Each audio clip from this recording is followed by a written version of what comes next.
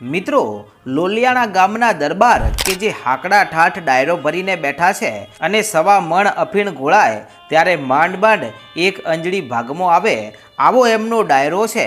અને આ ડાયરામાં બધા જ દરબારીઓ અને આજુબાજુના રજવાડાના માણસો કે જે બાપુની વાહ વાહ કરી રહ્યા છે। અને પછી જ્યારે આ સભા વેરાણી ત્યારે આ લોલિયાણાના દરબાર કે જે પોતાના ઘોડે સવાર થઈ અને પોતાના રજવાડાને નિહાળવા માટે નીકળ્યા છે ત્યારે રવિવારનો દિવસ છે અને એમની સામું ઘણા બધા માણસો સામા મળે છે। ત્યારે દરબાર વિચાર કરે છે આ બધા માણસો આજે ક્યાં જઈ રહ્યા છે અને આટલા ટોળામાં ને ટોળામાં માણસો જાય છે તો નક્કી કંઈક ઘટના બની હશે, લાય મને પૂછવા તો દે। આમ કહીને તેઓ આ માનવીઓને ઊભા રાખીને પૂછે છે કે ભાઈ કઈ બાજુ જઈ રહ્યા છો? કે મહારાજ માં મેલડીનું મંદિર છે ને ત્યાં દર્શન કરવા માટે જઈ રહ્યા છીએ। કે આપણા ગામના પાદરે મંદિર છે ત્યાં? કે હા। કે તમારી મેલડી એટલી જબરી છે? કે હા મેલડી જબરી છે અને જે જોઈએ તે આપે છે। અરે નિર્ધનિયાને નાણું આપે છે, વાંઝિયાને પારણા બંધાવે છે અને કોઢિયાના કોઢ મટાડે છે, ગમે તેવા દુઃખ હોય તો ભાગીને ભૂકો કરી નાખે છે। આવી માતા મેલડી છે। બાપુ વિશ્વાસ ના આવતો હોય તો ચાલો અમારી સાથે, ત્યાં જાતો જાત તમને જીવતા ને જાગતા દાખલા દેખાડું। ત્યારે આ દરબાર કહે છે કે ના ભાઈ ના, માં મેલડી તમારા રખોપા કરે।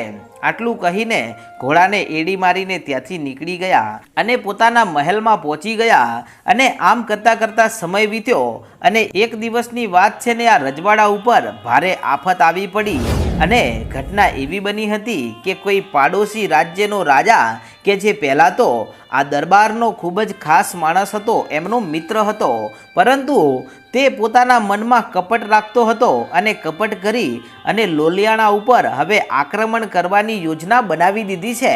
અને તેણે આ વખતે અને આ સમયે આક્રમણ કરવાની યોજના એટલા માટે બનાવી છે કારણ કે તેને ખબર હતી કે લોલિયાણાનું આખું એ લશ્કર બહાર ગયેલું છે અને આ રજવાડામાં હવે વધારે સૈનિકો રહ્યા નથી। તેથી આ રાજાએ કપટ કરી અને આ રાજ્ય ઉપર આક્રમણ કરવાની યોજના બનાવી દીધી છે અને દુશ્મનોનું સૈન્ય એ ખૂબ જ વિશાળ હતું અને લોલિયાણા પાસે માત્ર સિપાહીઓ તો હતા પરંતુ મહેલમાં કામકાજ સંભાળે એવા માણસો હતા, વધારે કોઈ સિપાહીઓ હતા નહીં। તેથી દરબાર ભારે ચિંતામાં ડૂબી ગયા અને તેઓ ડાયરામાં જઈને બેઠા અને દરબારીઓને પૂછે છે કે હવે આપણે શું કરીશું અને આપણો ખાસ મિત્ર રાજા આપણા ઉપર કપટ કરી બેઠો છે અને હવે આપણું રજવાડું હવે વેર વિખેર થશે। ત્યારે બધા જ દરબારીઓ કહે છે કે મહારાજ અમને તો કોઈ વાતે કોઈ તોડ મળતો નથી અને આજુબાજુમાં કોઈ એવું રજવાડું પણ નથી કે જે આપણી મદદ કરી શકે, હવે આપણે શું કરીશું? અને પછી તો દરબારને કોઈ જ વાત મગજમાં બેઠી નહીં, તેથી તેઓ દરબાર છોડીને ચાલ્યા ગયા અને આ દરબાર આજે ચિંતામાં ડૂબી ગયા છે અને રાત્રે ઊંઘ પણ આવતી નથી અને ઊંઘ નથી આવતી ને અડધી રાતની વેળા થઈ છે। ત્યારે વિચાર કરતાં કરતાં એમને પેલો દિવસ યાદ આવ્યો અને પેલા ભાઈના શબ્દો યાદ આવ્યા કે અમે માં મેલડીના મંદિરે જઈએ છીએ અને માં મેલડીના સાનિધ્યમાં જો કોઈ દુખીઓ આવે તો એનું દુઃખ મટી જાય છે, કોઈ કોઢિયો આવે તો એના કોઢ મટી જાય છે, વાંઝિયો આવે તો એને પુત્ર મળી જાય છે અને જો આવી મેલડી મારા રજવાડામાં બેઠી હોય અને તો જો હું રજવાડું હારી જાઉં ને તો મારી હારે મારી મેલડીની પણ હાર કહેવાય। આમ આટલો વિચાર કરી અને અડધી રાત્રે દરબાર જાગ્યા અને ઘોડી ઉપર સવાર થાય છે અને પહોંચી ગયા એ ગામના ચોકમાં જ્યાં માં મેલડીનું સાનિધ્ય હતું।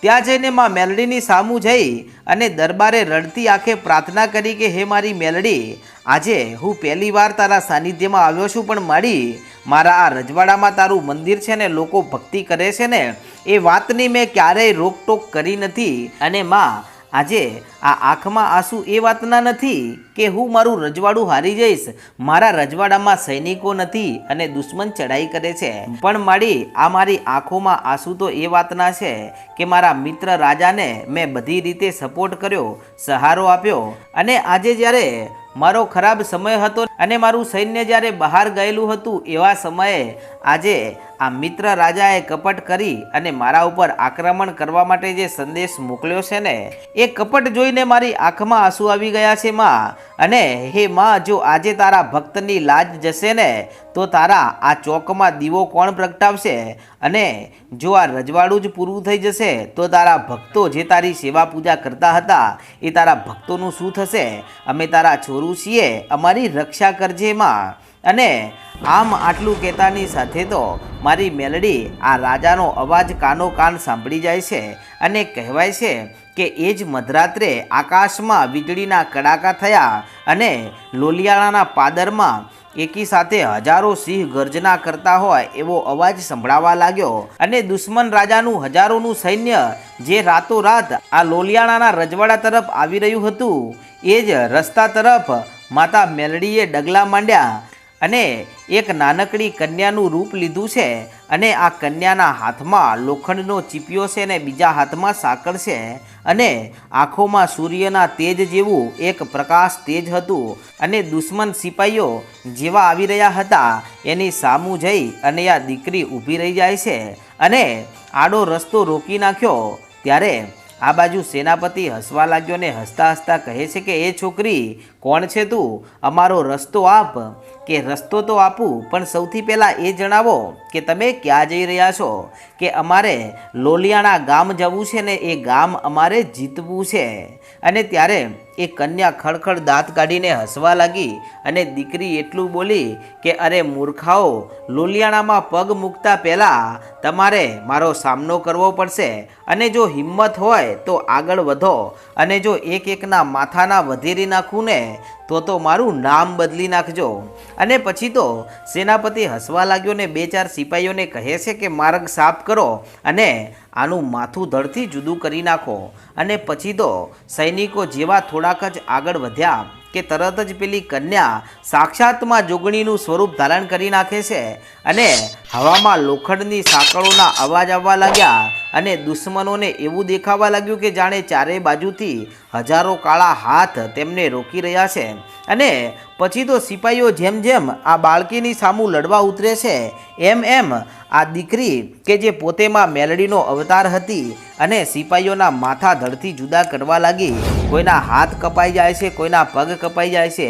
જે આગળ વધે છે એને મોતને ઘાટ ઉતારવા લાગી. અને પછી તો બધા સિપાહીઓ ગભરાઈ ગયા, કેમ કે બધા એની સામું હવે ચારે બાજુથી હજારો કાળા હાથ દેખાવા લાગ્યા. અને સૈનિકો ગભરાઈને ત્યાંથી ભાગવા લાગ્યા. અને જે સેનાપતિ જે પોતાના ઉપર ગર્વ કરતો હતો તેની તલવાર આપોઆપ ટુકડે ટુકડા થઈ જાય છે અને ત્યાં તેજ પવન ફૂંકાવા લાગે છે. ત્યારે તેઓ સમજી ગયા કે નક્કી આ કોઈક દેવી શક્તિ છે અને એમનો પ્રકોપ આપણા ઉપર થયો છે. હવે અહીંયાથી ભાગવું પડશે. અને પછી તો ત્યાંથી સિપાહીઓ અને સેનાપતિ બધા જ ગળગળતી દોટ મૂકીને રાતોરાત ત્યાં ચડાઈ કરવા આવ્યા હતા ત્યાંથી ભાગી જાય છે. અને આમ કરતાં કરતાં સવાર પડી અને લોલિયાણાના દરબારે જોયું અને પછી તેમણે નજર કરી તો ત્યાં એકે દુશ્મન છે જ નહીં અને સીમમાં કોઈ દુશ્મનોનું લશ્કર પણ હતું જ નહીં. અને પછી તો આખાય ગામે રાહતનો શ્વાસ લીધો ને પછી તેઓ ત્યાં જઈને જુએ છે તો માના પગના નિશાન પડ્યા છે અને એક કાળી સાડીનો ટુકડો હતો અને ત્યાં આજુબાજુમાં અમુક દુશ્મનોની તલવારો પડી છે, એમના શવ પડ્યા છે.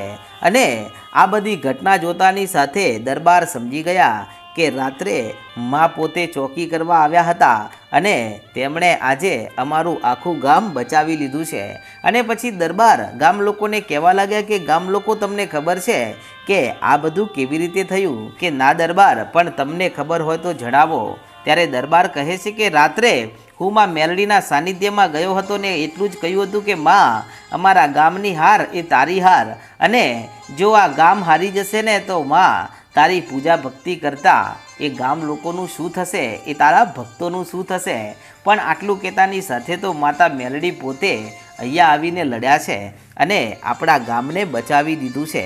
અને ત્યારથી લોલિયાણામાં માં મેલડીનો પ્રતાપ આખા વિશ્વમાં ફેલાઈ ગયો આજે પણ ભક્તો માને છે અને લોલિયાણાની સિંહણ તરીકે આજે પણ માં મેલડીની પૂજા થાય છે અને માં મેલડી ન્યાયની દેવી તરીકે પૂજાય છે અને કહેવાય છે કે લોલિયાણાના ચોકમાં જે સાચા મનથી માતાજીને યાદ કરે અને ત્યાં જો સાચા મનથી આવે તો તેને ન્યાય પળવારમાં મળી જાય છે।